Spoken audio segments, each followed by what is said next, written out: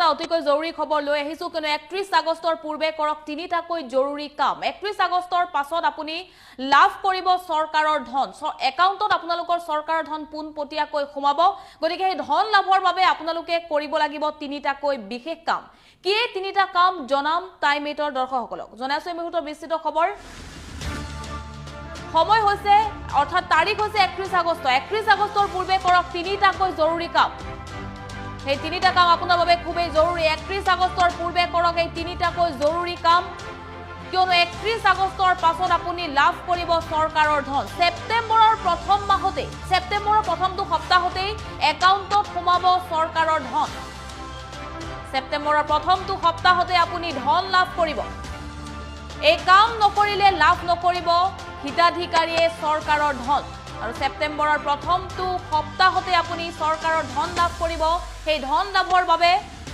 আপুনি তিনিটাকৈ জৰুৰী কাম কৰিব লাগিব পিএম কিষাণৰ 12 নম্বৰ কিস্তি ধন সেপ্টেম্বৰৰ প্ৰথম সপ্তাহতে লাভ কৰাৰ সম্ভাৱনা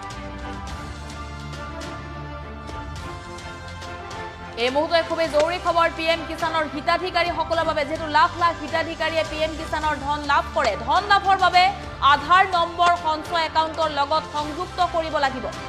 আৰু এই মুহূৰ্তে জৰুৰী খবৰ 11 নম্বৰ কিস্তি ধন যদি আপুনি লাভ কৰা নাই তেতিয়া হলে আপুনি 12 নম্বৰ কিস্তি ধনৰ সৈতে 4000 টকা মুঠ 4000 টকা আপুনি লাভ কৰিব আৰু আপুনি পৰ্টেলত সংলগ্ন কৰিব লাগিব আধাৰ কাৰ্ড পিএম কিষাণৰ হে বিশেষ পৰ্টেলত আধাৰ কাৰ্ড আপুনি সংলগ্ন কৰিব লাগিব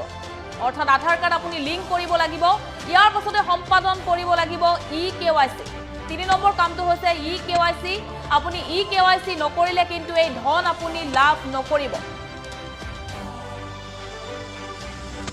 নিজৰ নামত থকা ভূমি সম্পৰ্কীয় নথিও কৰিব লাগিব আপুনি তিনিটাকৈ জৰুৰী কাম আপুনি কৰিব লাগিব অন্যথা পিএম কিষাণৰ কিস্তিৰ ধন আপুনি লাভ নকৰিব যিসকলে 11 নম্বৰ কিস্তিৰ ধন লাভ কৰা নাই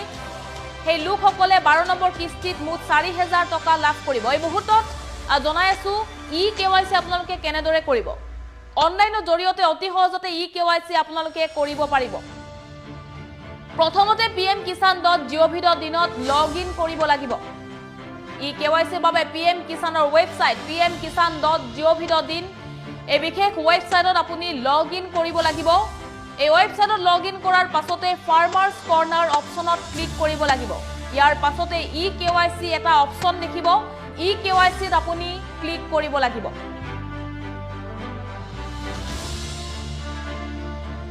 ইকেৱাইচিত ক্লিক কৰাৰ পাছতে অন্তৰ্ভুক্ত কৰিব লাগিব আধাৰ নম্বৰ আপোনাৰ 12টা অংকৰ আধাৰ নম্বৰ অন্তৰ্ভুক্ত কৰিব লাগিব আপুনি যেটো আধাৰ কাৰ্ড এক জৰুৰী নথি আধাৰ কাৰ্ড নাথাকিলে কোনো চৰকাৰী আঁচনিৰ সুবিধা লাভ কৰা নহয় আধাৰ নম্বৰ আপুনি দিব লাগিব তাৰ পাছত আধাৰ নম্বৰ দিয়াৰ পাছত ৰেজিষ্টাৰ্ড মোবাইল নম্বৰত লাভ কৰিব ওটিপি এক বিশেষ ওটিপি আপুনি লাভ কৰিব ৰেজিষ্টাৰ্ড মোবাইল নম্বৰ অৰ্থাৎ আধাৰ কাৰ্ডত যেটো নম্বৰ আপোনাৰ ৰেজিষ্টাৰ্ড হৈ আছে সেই নম্বৰত এক ওটিপি আপুনি লাভ কৰিব সেই ওটিপি আপুনি অন্তৰ্ভুক্ত কৰাৰ পাছতেই আপুনি ইকেৱাইচিৰ কাম সম্পূৰ্ণ হৈ পৰিব অতি সহজতে অনলাইনৰ জৰিয়তে ইকেৱাইচি কৰিব পাৰিব পিএম কিষাণৰ যি বিশেষ ৱেবছাইট pmkisan.gov.in এই বিশেষ ৱেবছাইটত গৈ আপুনি অতি সহজতে অনলাইনৰ জৰিয়তে ইকেৱাইচি কৰিব পাৰিব ইতিমধ্যে মুকলি কৰা হৈছে বিশেষ হেল্পলাইন নম্বৰ আপোনালোকৰ সুবিধা হোৱাকৈ বিশেষ হেল্পলাইন নম্বৰ মুকলি কৰা হৈছে যদিহে ধন লাভ নকৰে বিশেষ নম্বৰত ফোন কৰিব পাৰিব এই নম্বৰটো হৈছে 03612800213 পিএম কিষাণৰ বিশেষ নম্বৰ ইতিমধ্যে মুকলি কৰা হৈছে হিতাধিকাৰীসকলৰ বাবে যদিহে আপুনি কিবা সমস্যাত পৰে বা কিবা জানিব বিচাৰে তেতিয়া হলে বিশেষ নম্বৰ আপুনি ফোন কৰিব লাগিব এই বিশেষ নম্বৰ ফোন কৰিব পাৰিব 31 আগষ্ট হৈছে সেই সময়সীমা তিনিটা কাম আপোনাৰ বাবে